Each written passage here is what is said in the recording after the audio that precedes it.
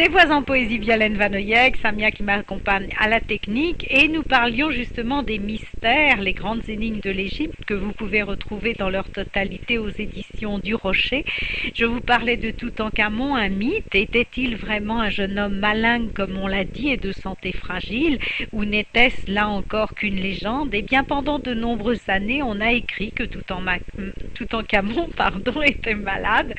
Il serait né avec une espérance de vie très courte, je dis bien il serait, mais personne n'a jamais été capable de donner le nom de cette maladie. Alors, on a vaguement parlé de tuberculose. Or, à l'étude de son corps, du corps de sa momie, rien ne permet d'affirmer aujourd'hui que le jeune roi souffrait d'une quelconque maladie, mais bien au contraire, car on sait, grâce à l'iconographie, que Toutankhamon était un grand chasseur, que c'était un athlète. Il n'avait jamais été exclu des parties de chasse, et comme tout prince, il avait été chassé très jeune pour apprendre son métier de pharaon. Donc c'est une idée reçue que cette maladie imaginaire, et Toutankhamon n'est pas mort en tout cas d'une maladie qu'il aurait eue dès sa naissance, ça c'est absolument certain.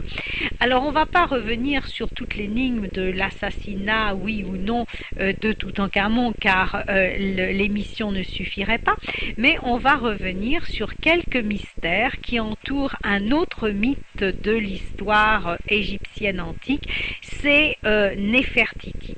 Néfertiti qui elle aussi a disparu en quelque sorte. On a retrouvé plusieurs momies de grandes épouses royales dans la vallée des rois, et je ne désespère pas de les faire toutes analyser pour, comme il est arrivé pour Hatshepsut, que l'on a identifié, eh bien, réussir à identifier parmi ces momies celle de Néfertiti.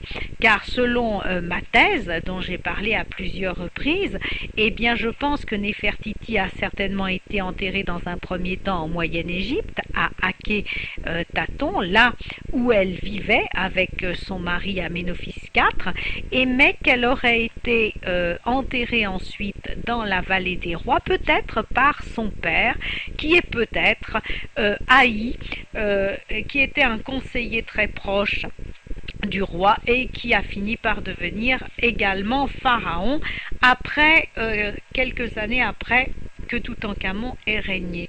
Donc on va revenir sur quelques énigmes qui entourent la belle Néfertiti.